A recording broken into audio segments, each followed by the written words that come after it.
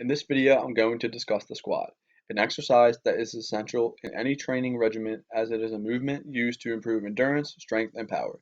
This exercise is commonly associated with targeting the muscles in the legs. However, the squat is a compound exercise and targets many other muscles in the abdominal, lower back, and pelvic regions as well. This further contributes to the value of this exercise when training. There are many variations of the squat. However, for the purpose of this video, we'll focus on the traditional barbell back squat. This exercise has two phases, the eccentric phase or lowering phase and the concentric phase or lifting phase. So to begin this movement, the standard starting position consists of standing with the feet shoulder width apart, toes pointing straight ahead, and the knees aligned over the second and third toes. As the lowering phase begins and the barbell comes downward, the hips come into flexion, activating the iliopsoas, rectus femoris, and pectineus muscles. During this downward motion, the knees come into flexion, causing muscles of the hamstrings to contract, such as the biceps femoris, semimembranosus, and semitendinosus. The popliteus and gastrocnemius muscles help in this motion as well. Ankle dorsiflexion is yet another motion that occurs during the eccentric phase as the weight of both the body and the bar shift downward, caused by the contraction of the tibialis anterior.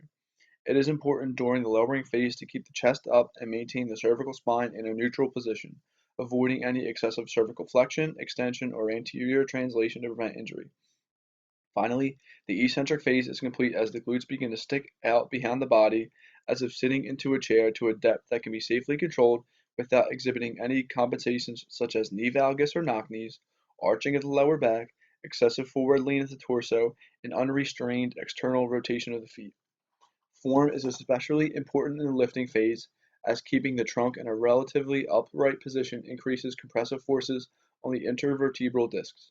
Because the spine is able to resist compressive forces as opposed to shearing forces that happen when the spine is bent, the risk of spinal cord injury is reduced in this phase as well. As the lifting phase begins, the gluteal muscles sticking out at the bottom of the motion begin to contract, including the gluteus minimus in particular. This motion provides internal rotation of the hips for stability as the body moves upwards. Pressure is then placed from the heels to the toes as the ankle engages in plantar flexion via the contraction of the soleus and gastrocnemius muscles. After the knees begin to extend, activating the quadriceps muscles, including the vastus lateralis, vastus medialis, vastus intermedialis, and the rectus femoris. The hamstrings are then activated during this concentric phase for hip extension, as the long head biceps femoris, semimembranosus, and semitendinosus muscles all contract.